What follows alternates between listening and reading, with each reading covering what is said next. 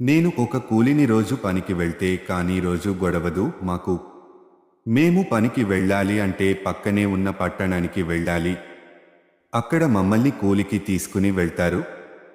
అయితే ఒకరోజు నేను ఊరి చివర ఉన్న ఒక ఇంటికి వర్క్ చేయడానికి వెళ్ళాను. ఆ రోజు పని ఎక్కువగా ఉండటం వల్ల అక్కడే నిద్రించాల్సి వచ్చింది. ఇంటికి వెళ్ళడానికి చాలా సమయం దాటింది. ఇంటి ఓనర్కి ఫోన్ చేస్తే రేపు కూడా వర్క్ ఉంది కదా అక్కడే పడుకోమని చెప్పాడు. నేను ఆ రోజు అక్కడే పడుకున్న. రాత్రి 12 అవుతుంది. ఇంట్లో నుండి పెద్ద పెద్ద శబ్దాలు వినిపిస్తున్నాయి. కానీ ఇంట్లో ఎవరూ లేరు. అది నాకు తెలుసు, ఎందుకంటే ఆ ఇంటి ఓనరు సిటీలో ఉంటాడు. ఆ ఇల్లు పాడవుతుందని చిన్న చిన్న వర్కులు చేపిస్తున్నాడు. నాకు ఫస్ట్ అంతగా భయం వేయలేదు. కానీ కొంతసేపటికి ఎవరో ఏడుస్తున్నట్లు అనిపిస్తుంది. ఆ శబ్దం ఆ ఇంట్లో ఉండే వస్తుంది. ఆ ఏడుస్తున్న శబ్దం ఇంకా ఎక్కువవుతుంది.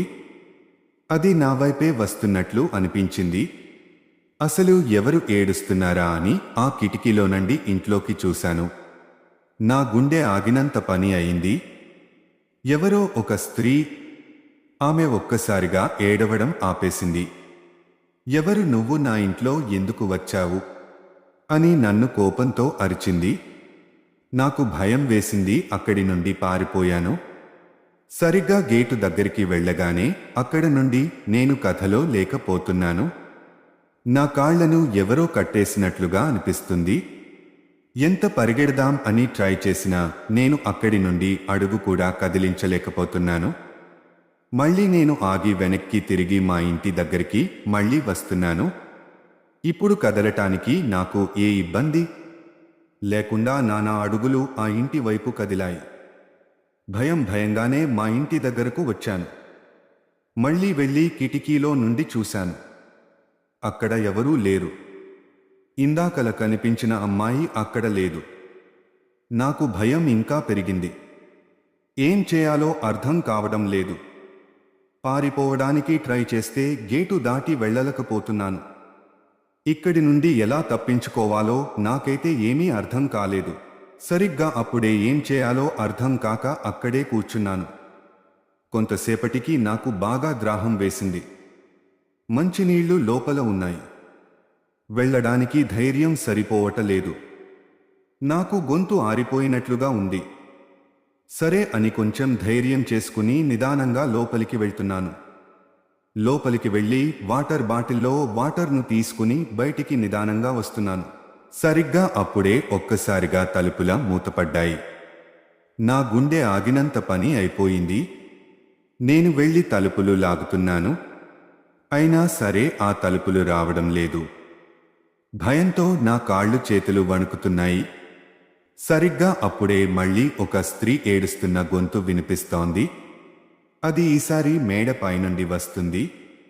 కొంతసేపు అక్కడికి వెళ్ళడానికి ధైర్యం సరిపోలేదు. కానీ ధైర్యం తెచ్చుకుని నిదానంగా ఒక్కొక్క మెట్టు ఎక్కుతూ పైకి వెళ్తున్నాను. మేడపైన అంతా చల్లటి గాలి, దానికి తోడు పగమంచులా ఆ ప్రాంతం అంతా నిండి ఉంది. సరిగ్గా ఎదురు ఏముందో కూడా కనిపించడం లేదు. నిదానంగా ఏడుస్తున్న శబ్దాని వైపు వెళుతున్నాను.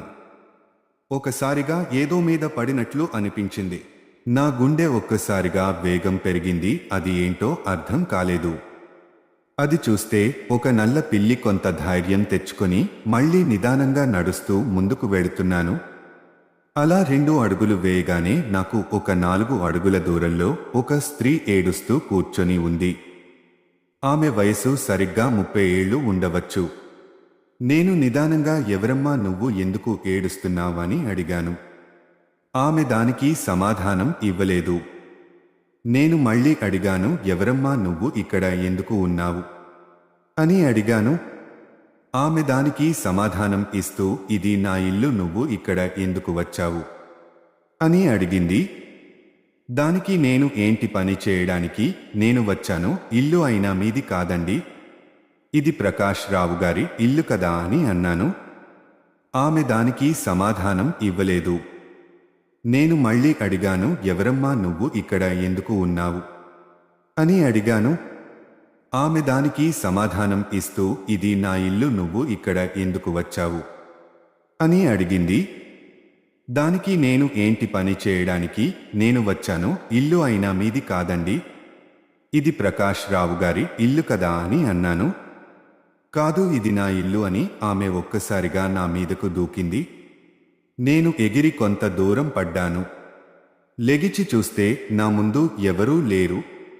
నాకు భయంతో చెమటలు పట్టుకొచ్చాయి. ఆమె ఇప్పటిదాకా నా ఎదురే ఉంది, కానీ ఇప్పుడు లేదు.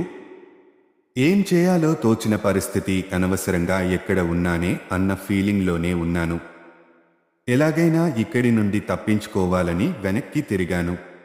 ఒకసారిగా నన్ను అక్కడి నుండి నెట్టేయడంతో అక్కడి నుండి నేను కింద పడిపోయాను. ఒక్కసారిగా ఉలిక్కిపడి లేచాను. ఓ, ఇదంతా కల, ఇంకా నిజంగా జరిగింది అనుకున్నాను. తరువాత రోజు అక్కడ పనికి వచ్చిన వాళ్ళకి నాకు నైట్ వచ్చిన కల గురించి అందరికీ చెప్పాను. వాళ్ళు అదంతా నిజం అని చెప్పారు.